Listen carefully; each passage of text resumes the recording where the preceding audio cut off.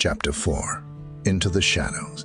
The interior of the house was as gloomy as its exterior.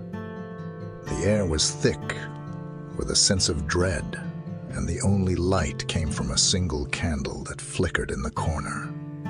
The man, who introduced himself as Edgar, led Henry to a room at the back of the house.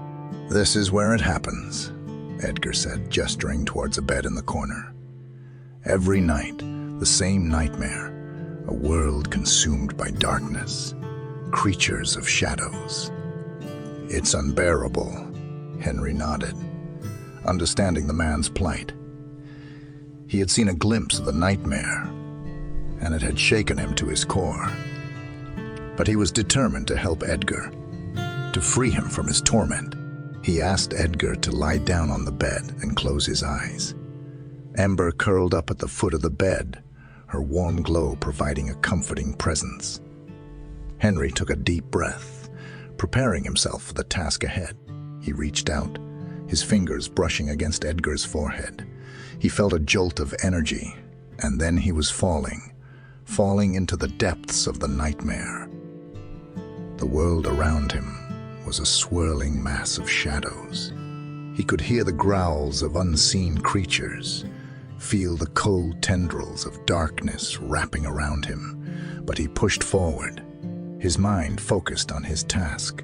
He searched for the source of the nightmare, the root of the fear. He saw glimpses of Edgar's past, of a happy childhood turned tragic, of a life filled with loss and sorrow. And at the heart of it all, he saw a shadowy figure, a manifestation of Edgar's deepest fear. Henry knew what he had to do.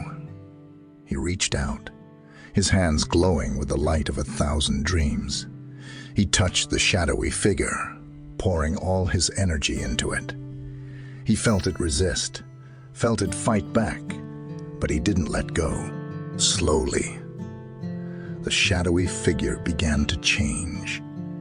It shrunk, its form becoming less terrifying, less overwhelming. And then, with a final burst of energy, it disappeared, leaving behind a small, harmless shadow.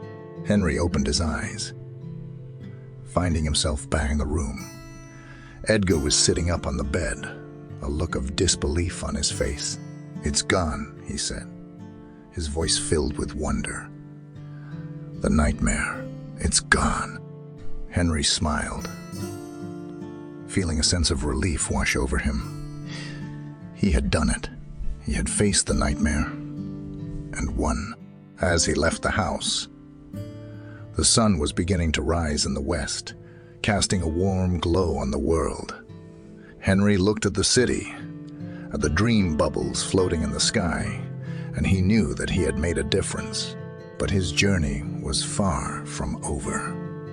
There were more dreams to weave, more nightmares to conquer. And Henry, the dream weaver, was ready for them all. But that, dear reader, is a story for another chapter. For now, let us leave Henry standing under the rising sun, a smile on his face, and a heart full of hope. For in a world full of strange things, hope was the most powerful thing of all.